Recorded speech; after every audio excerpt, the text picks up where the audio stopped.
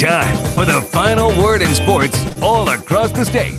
You're listening to Sports Talk with your hosts, Phil Kornbluth, Will Pelagic, and the Professor Tom Hayes. You've been waiting all day, so join the show now by calling 800-956-7266.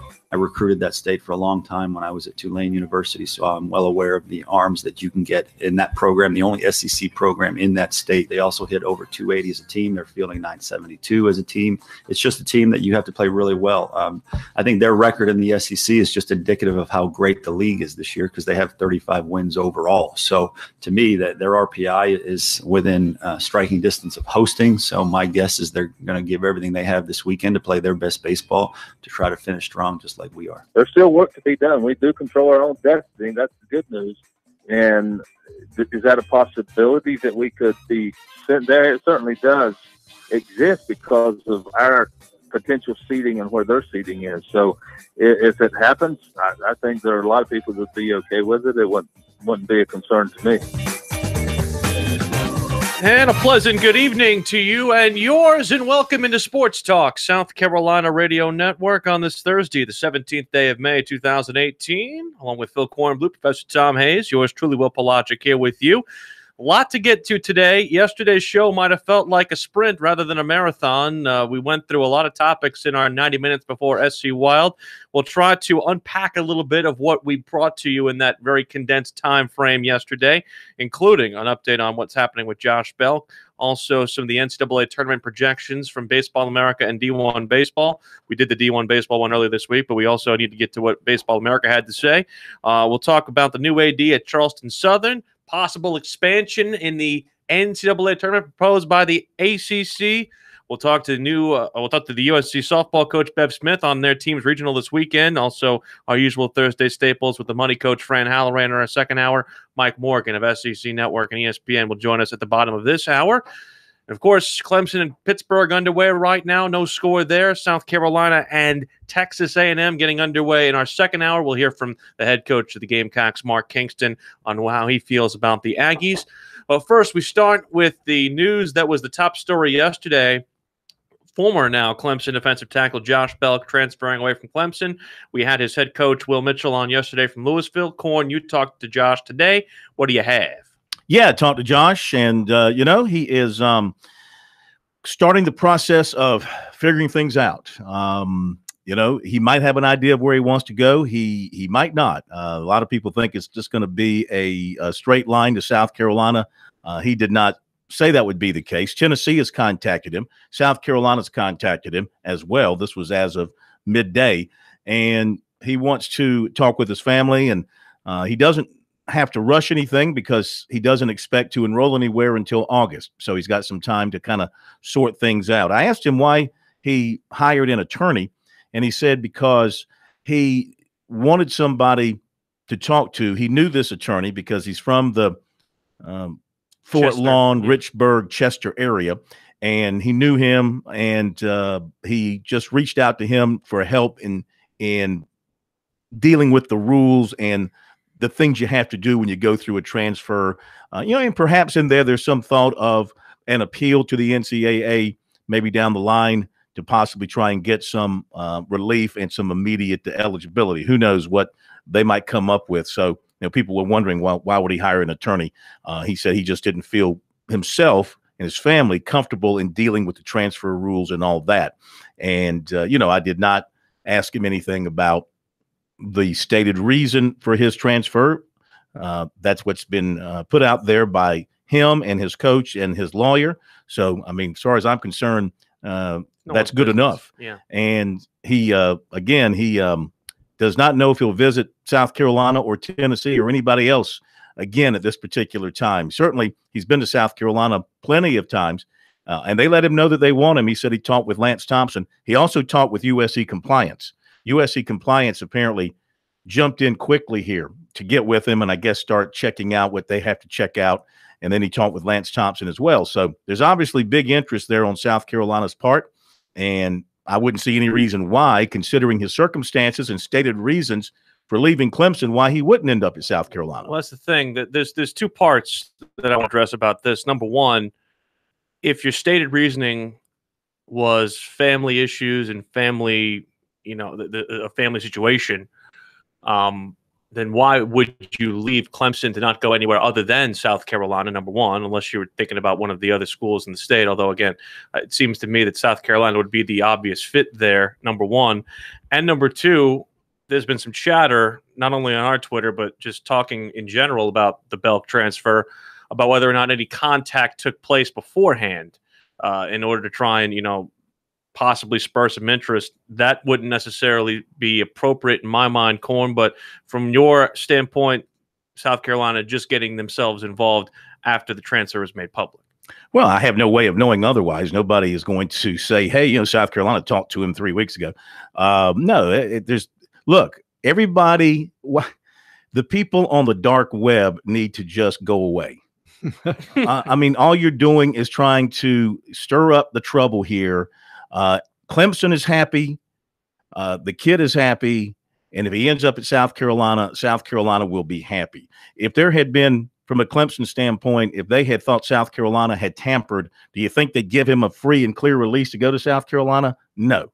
Dabo Swinney has signed off on this deal and feels like the kid has a legitimate reason for wanting to leave Clemson and be closer to home.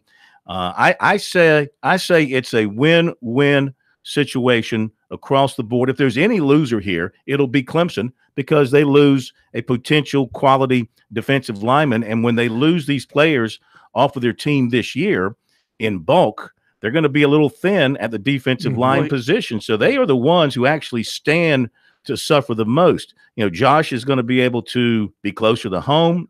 And South Carolina, if they land him, is going to pick up a guy that they wanted coming out of high school. Well, see, that's one of the reasons I asked the coach yesterday, is because a lot of times the younger you are, you think you're on a track and you can't get off the track. That's why I wanted to ask him, was there any discussion of him just punting, taking a little time off, maybe a semester, and deciding what he wants to do? Because I would think probably if the stated reason is not the reason, maybe you just need to exhale. Well, and then you may decide to go back to Clemson. Well, here's the other part of this too, and I want to think about this from Dabo Swinney's perspective, and everyone was giving him all this credit about that. He had no choice, in my mind, to not give him an unconditional release, because you stand to alienate yourself amongst those who will recruit against Clemson to basically say, look, this guy had a personal issue. He wanted an unconditional release. You didn't grant that. That's a way to negatively recruit against Clemson, in my mind. Yeah, I think that, I don't know about the transfers. Most of the transfers out of Clemson under Dabo, and I'm just trying to scan through them in my mind. I don't know if he has put any restrictions on their transfers or not. He hasn't had all that many underclassmen. He's had graduate guys to transfer. He's had some underclassmen for one reason or another, but not all that many. I can't recall of any that you would cite as being restricted. But, in this particular case, think about it like this. You're Clemson, you're Dabo Swinney, and you have your brand out there. Your brand is family, Christianity, and caring for your players. You have a situation where a player apparently has a home situation that he needs to deal with and needs to be closer to home. You're going to say, okay, fine, you can transfer, but you can't go to South Carolina, or you can't go to any team in the ACC we play, or anybody in the ACC.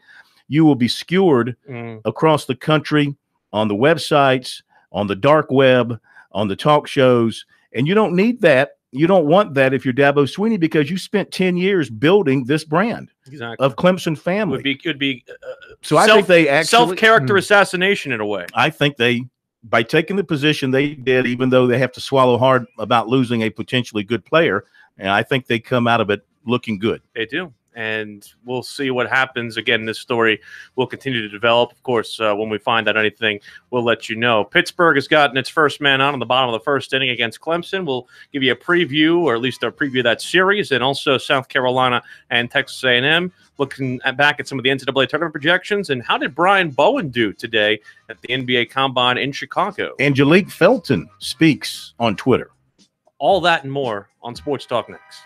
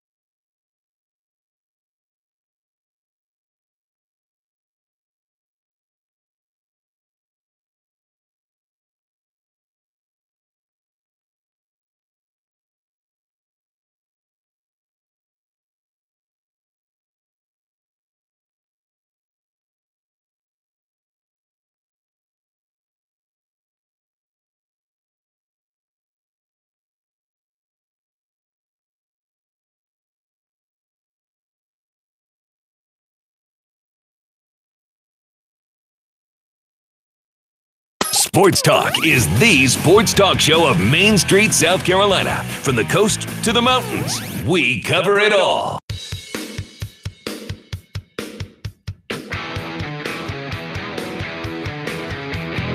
Welcome back, Sports Talk, South Carolina Radio Network. Hope everything's going all right with you guys today. As far as the baseball goes, Clemson still scoreless with Pittsburgh. And why is that noteworthy? Well, it's because Pittsburgh has 2 on and nobody out right now because the first 2 have gotten on as a result of walks by freshman starter Spencer Strider. Strider is starting the first game of this series in place of Jacob Hennessy, who is not in the lineup today as a result of an arm injury. According to Clemson Sports Information, they're telling us that he expects to be back for the ACC tournament next week. But as I had told you, Corn, I wasn't necessarily as impressed with Hennessy as much as I think Clemson coaches were. He had some kind of up and down outings. But if Clemson's not pitching with its full deck next week, that's something that's a concern. Well, you know what? If we take a look at the pregame notes, we would have seen that Strider was starting. Yeah. He was listed as the pregame starter. So I think we might be the only ones surprised. The freshman 4-1 with a 3.67, but I was not aware that Hennessy was dealing with some kind of an arm injury.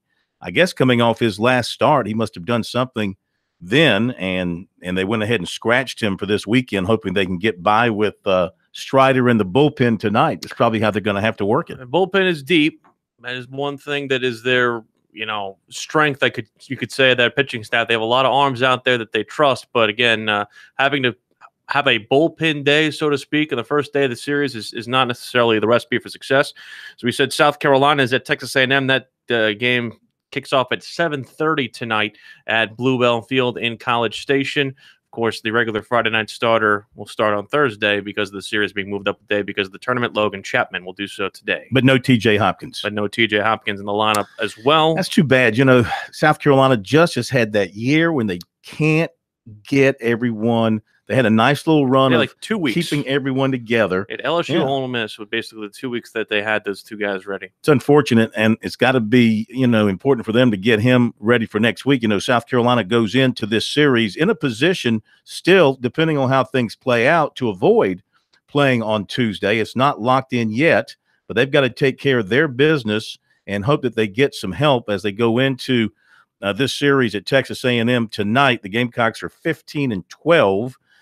And in the East, so they are 3rd in the East, and right now they would be 5th overall. Arkansas 17-10, and Ole Miss is 16-11 would be ahead of them. So they could move up, they could move down depending on what happens. That's why this last weekend is so important. I mean, if the tournament were today, they'd be the 5th seed, and they would play the last game of the play-in round on Tuesday, single elimination. And Clemson's in a virtual tie for first place in the ACC with North Carolina. So depending on how that plays itself out, that could obviously be something that we look at. And Pittsburgh has scored a run to basically open the scoring in the first inning against the Tigers, 1-0 Pittsburgh. There was a play at the plate. Looked like the runner going home did not touch the plate. Kyle Wilkie did not make a tag. Wait a minute. Did he tag him with the glove but not the ball? I think that's what it was. Is that what you saw? Yeah. It's like he tagged him with the glove but not the ball. Yeah, he tried to tag him with the glove, but he had the ball in what would have been his throwing hand. That's what Elrod Hendricks did in the World Series. I think I forgot what game was in the 70s. And the umpire was turned around because it was a collision.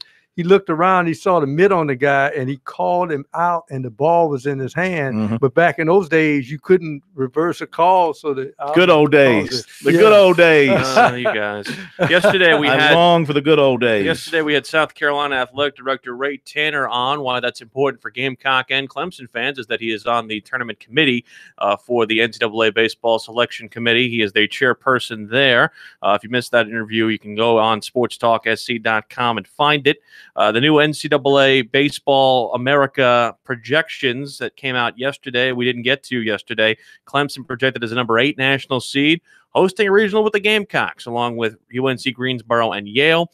Coastal Carolina is in a regional with national 15th seeded Duke, as well as St. John's and Kent State. And that provides very interestingly, Corn, because that kind of speaks to what we were talking about with Coach Tanner yesterday, in that while Duke could get a national seed, and very deservingly so, their facilities are such to where not only will Durham Bulls Athletic Park not be available next weekend, but Coons Field is not necessarily the kind of field that's fit to host a regional. I know that Ray Tanner was trying to be very diplomatic about it, but I mean, you and I have both been up there. It's not exactly what you would consider to be someplace where you can host 4 teams. Yeah, I've never watched a game there, but I've walked by it because the park is kind of tucked in over there near Cameron Indoor Stadium. Right. So I think I've walked past it heading to the stadium. I guess they have lights. Do they have lights? They play night games at Duke? I think they have lights, but this is funny. Ray said something I didn't even realize. They only played 6 home games. Yeah, I didn't realize that either. Mhm. I mean, they're going to play at the Durham Bulls Park every opportunity they get. Of course. You know, first of all, it's downtown and you can get more fans there. Yeah. Look, they have a terrific team this year. They've come out of, in my eyes, come out of nowhere to Very become a much so. nationally ranked program and done a great job this year. And they deserve the opportunity to host, but you can't throw these teams into a situation where, you know, you don't have the concessions, the bathrooms, the locker rooms, the seating, and all that kind of stuff. So maybe somebody else will be the fortunate benefactor here. Maybe Coastal Carolina, if they can continue to win and maybe not play their way into a top 16.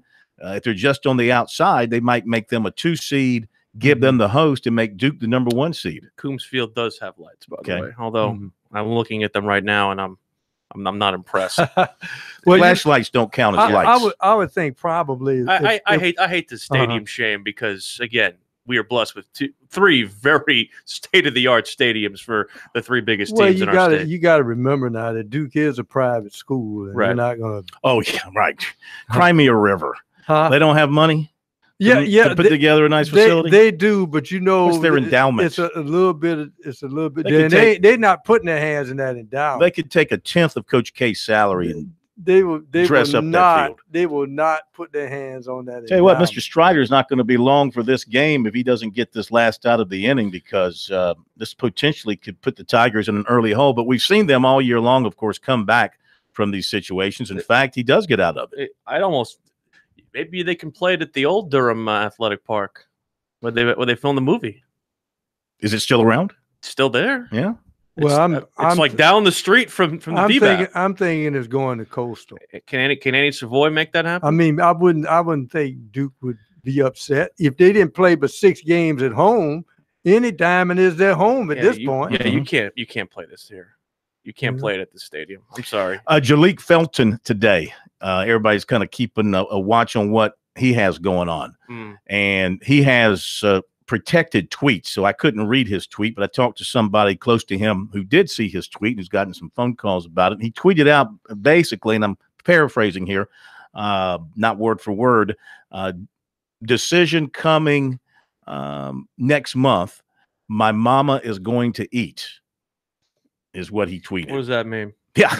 Well, good luck trying to decipher that. This is what Jack Coombs Field looks like, by the way. Yeah. It doesn't look all that bad. Is that from the press box or where's that from? It's from the press box. Yeah. Only about 2,000. Well, I will say this: it would make more sense if someone says, "Mom's going to eat," and I saw him sitting over there with an NBA Combine shirt on. Right. But since he does not have one on, Well, they're not going to invite him to the Combine considering his circumstances, but you could That's- see him go over if he's not thinking about college. Obviously, you could see him going overseas for a year. Or go straight to the G League. I mean, there was, I forget the young man's name. Mama won't eat that much. That's what I'm going to say. If you're talking about Mama eating, you're thinking thinking a couple of $100,000 a year or something. The young man, I forget where he was from, but I guess one of the programs that was looking at him was Syracuse, and he decided to, again, It was Syracuse. It was Syracuse. He left. He committed to Syracuse. Committed to Syracuse, and instead eschewed them to go straight into the G League and to just sign a contract right off the bat. And again, it's to basically sign an undrafted free agent deal, if you will, and not even go into the draft. See, because again, the way this works is that you can say you want to play in the G League, you just can't be in the draft. That's the whole issue there. So he's using a little loophole in the rules to kind of make that happen. So, well, the Felton thing is, I think, crucial from a South Carolina standpoint, because a lot of people were thinking that that's where he might land, but who knows? And now with Bowen now at the Combine and apparently doing some good things, dangerous times for USC. Running out of guys. Morgan on the Move is next.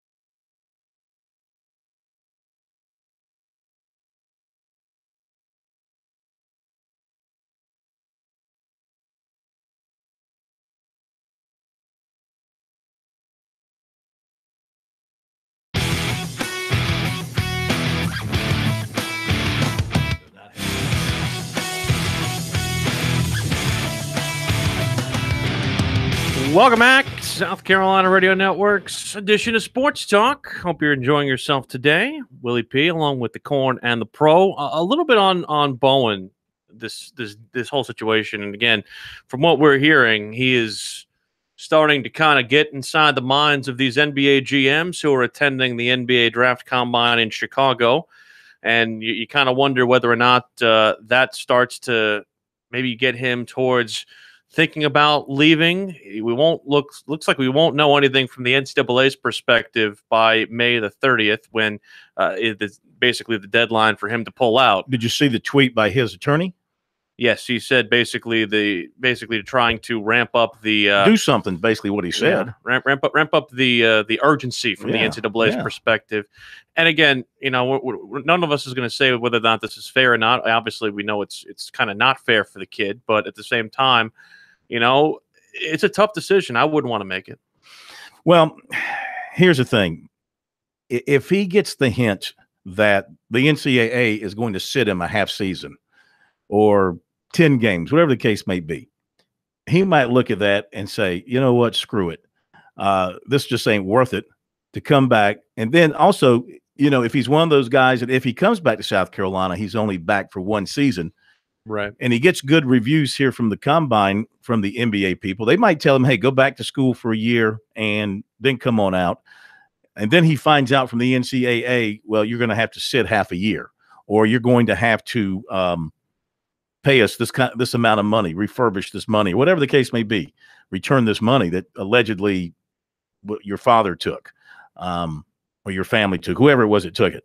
He might just said the heck with it and bolt and go overseas, or go directly to the G League, whatever he decides to do, versus going through the facade of being a college student and a college basketball player when he knows he's not going to be there very long at all. I haven't felt that he was going to be there anyway. My feeling has always been, with all this stuff going on, my feeling has always been that he would not play at South Carolina. Right. And I think that with his showing here so far at the Combine, and the interest seemingly growing, the mock drafts now starting to include him primarily in the second round. Mm-hmm. Second round picks aren't usually guaranteed roster spots. No, they're not. No, they're not. But here's the key. There are a lot of teams that are on the uptick, at the precipice of winning or winning, that can see him sitting there as a developmental prospect. And when you go to start reaching from, say, pick 30 to 45 and that 15-player pick, they say, we could get a potential superstar at a bargain price to begin with. Wasn't Kawhi Leonard in that range? Yes, he was. So there have been a lot of steals. Yeah. What's his name? Little short guy, Celtics, Lakers, Cavaliers, Isaiah Thomas. Last player taken in the draft, was he not? Right. When he came out of Washington, and turned out to be a pretty good player. So you never know.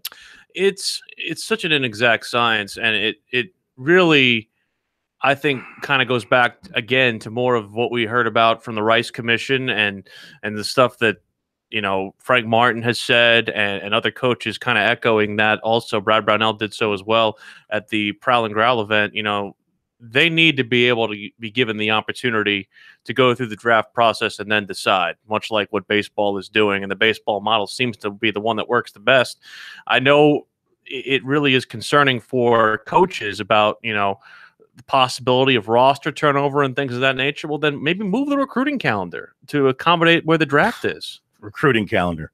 Well, I mean, it's pretty much. I know it's pretty much 24/7, but at the same. Really. Well, I mean, you have your open periods, you have your dead periods, you have your quiet periods, things of that nature. When you talk about the calendar, I think I think what you touched on and what the commission talked about, I think the 3-year model that baseball has is a good way to go for all the sports. Let them come out of high school if they think they're good enough. Let them go and attempt to make it into the professional ranks. I'd still like to see as well an accommodation for those who think they're going to make it to the pros out of high school but don't get drafted. Right. Give them a chance to still going back to college, but it's a 3-year commitment. It's a 3-year. It's got to be. We've got to give college a chance, I think, to build relationship with the players in the programs, and also not pretend that these guys are students. That way, 3 years, a lot of kids are getting their degrees in 3 years. So now at least you're committed to trying to get your education and trying to get your degree versus the one and done guys right now who we all know. I mean, how much schoolwork are they actually doing? They're doing enough to stay eligible for that one season, but that's, again, a farce when it comes to the academic side of things. I'll say this. 3 is a nice utopian way to think about it. I don't know if you get it. You might get 2. You get 2 is what you're going to get. Hate to report this. Nothing against Chesney. Chesney beat Latta today 2-1, evening the two-way state championship baseball series at a game each. So they got a rubber game. Look at that. Got to play game 3 somewhere, neutral site, probably on, I imagine, Monday with the weather being like it is. Could they send us a Chesney hat if they win? We don't want a Chesney hat. I wouldn't mind a Chesney hat if they won. I can get you a Latta hat. I don't want a Latta hat. Wow. You don't deserve a Latta hat. I don't want Latta hats only fit on special noggins. Your noggin doesn't qualify. Well, you know, it is one thing to have an L on your forehead, so. This is true.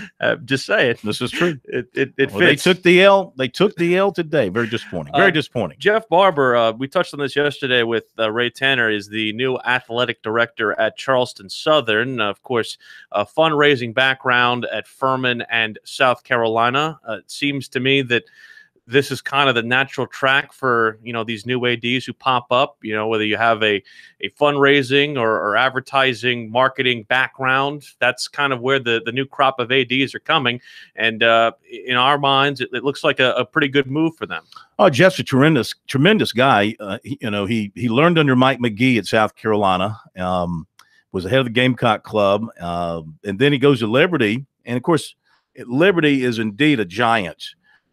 Because not only do they have money coming in through the normal resources, they are huge in terms of their online education, and they make millions of dollars off the online courses that they offer.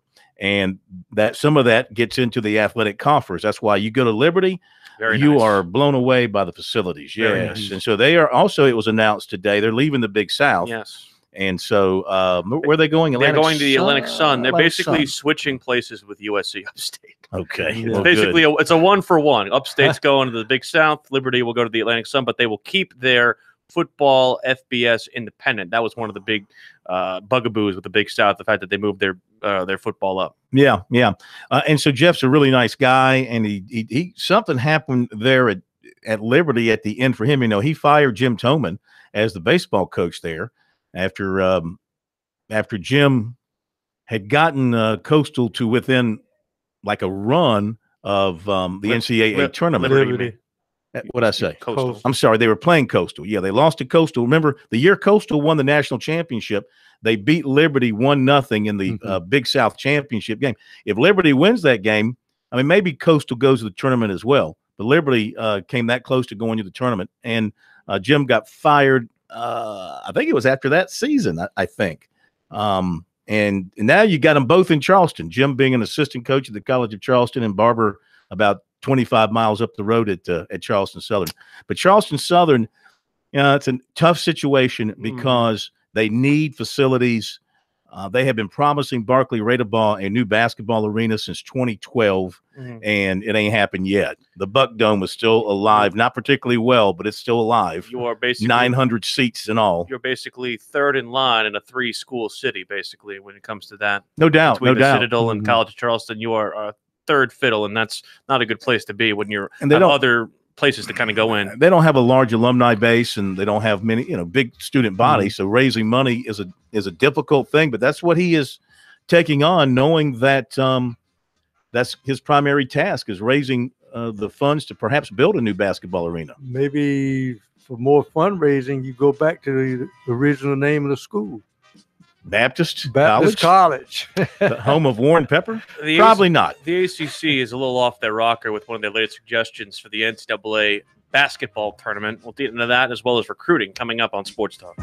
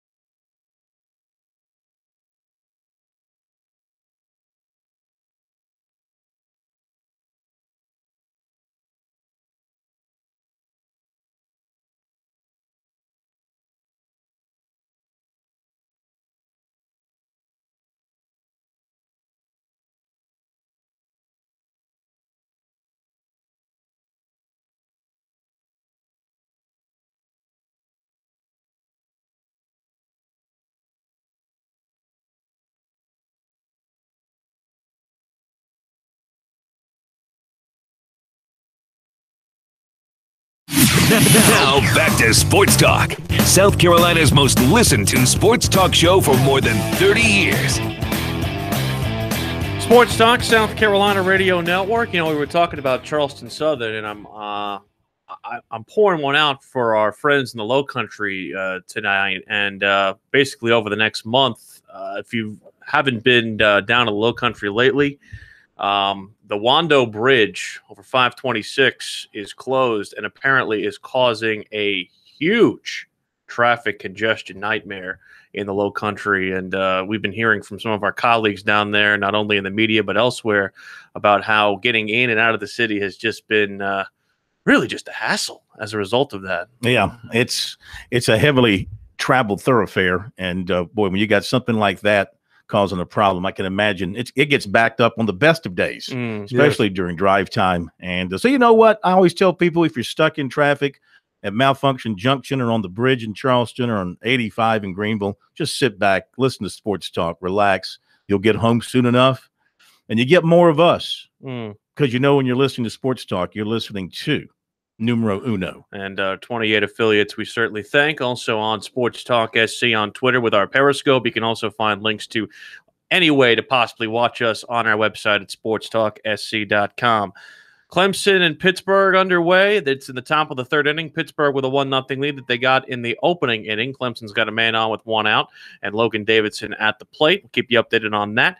South Carolina at Texas A&M this evening. By the way, we will have Mike Morgan coming up at 7:05. We had him get back to us and had to reschedule, so we'll talk to him at the top of the next hour. But right now, we'll hear from the Gamecock head coach as South Carolina heads to College Station to face the Aggies for their final series of the SEC regular season.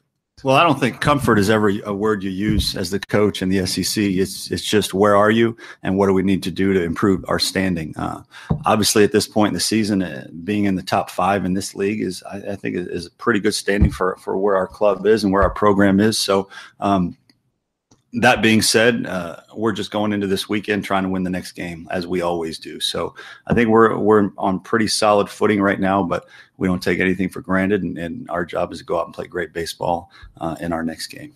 Do you kind of alter your decision-making going into this week, knowing what's ahead with the tournament? And also, you know, how will TJ Hopkins' availability play into that part? Yeah, TJ will make the flight with us this weekend. So I don't know what that means in terms of him being able to start yet. But he is, we are planning on having him available in some capacity. How big that becomes, we don't know yet. Now, at this point, we're going to be status quo, and we'll evaluate as we go. Obviously, if things go your way throughout the weekend, maybe you look at some things to adjust. If they don't go your way, you might have to look at some things to adjust. But until we see something that makes sense for us to tweak, then we'll just go into it with thinking we'll be status quo. What stands out to you about Texas A&M, and with them sitting at 12 and 15 in the league, do you expect an even greater sense of urgency from them, even though they have a good RPI, to be able to be sure they get into that NCAA tournament? Yeah, I think everybody at this point in the season has a sense of urgency. I think everybody wants to finish strong. The first thing that steps out about Texas A&M, as always, is they can really pitch. They have a 3.3 as a team. That's impressive. To have an ERA that low at this point in the season is extremely impressive. So in Texas as a state is known for having great arms, great power arms. I recruited that state for a long time when I was at Tulane University, so I'm well aware of the arms that you can get in that program, the only SEC program in that state. So to me, that's the first thing that stands out, but they also hit over 280 as a team. They're fielding 972 as a team. It's a very balanced lineup. It's just a team that you have to play really well. I think their record in the SEC is just indicative of how great the league is this year, because they have 35 wins overall. So to me, that their RPI is within striking distance of hosting. So my guess is they're going to give everything they have this weekend to play their best baseball to try to finish strong, just like we are. What part do you play with Ray being on the tournament committee and kind of having that, even though he has to recuse himself when your team is brought up? And would you want to enter a scenario where you could be a host, but not necessarily the top seed in a particular regional, if that scenario materialized? Yeah, well, I'll never turn down the chance to play at Founders Park. That's for sure. They can put us as the 4th seed if we're hosting and we get to play here in this stadium. I'll sign that deal. How it relates to Ray. Obviously, Coach Tanner is very professional, and he's not going to do anything that's not of the utmost integrity for the process. So I think that will have very little to do with where we're put or where we're placed, or do we host or do we not host. We'll get what we deserve, bottom line. That is head coach Mark Kingston. Interesting, again, comments yesterday about that from Ray, and kind of also talking about just the way things materialize. Should be a very interesting finish for South Carolina and Clemson. Clemson's threatening in the top of the third. One of the note, he did mention that TJ Hopkins made the trip. TJ not in the starting lineup tonight. Noah Campbell is in the field for South Carolina. He'll lead off with Cortez behind him and the other usual suspects who are in there as well.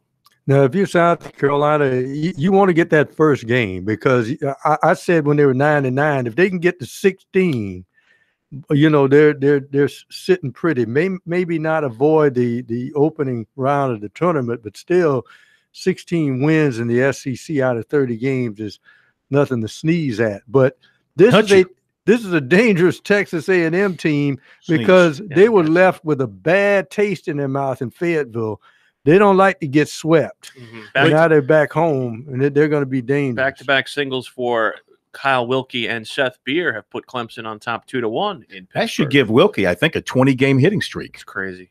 I mean, he is having a phenomenal year at the plate. This was a guy got off to a terrible start, and he has been on fire. I think that's 20. It's making up for his not-so-good defense behind him. He is not in that lineup for his defense. He's in the lineup for his bat. Well, I mean, Williams would have been the catcher except for his injury, so they put him at first, and that's working out well because they thought about putting Beer at first, and apparently that didn't work out so well, so they put Beer in the outfield, of course, which is his natural position, and there he is getting a base hit.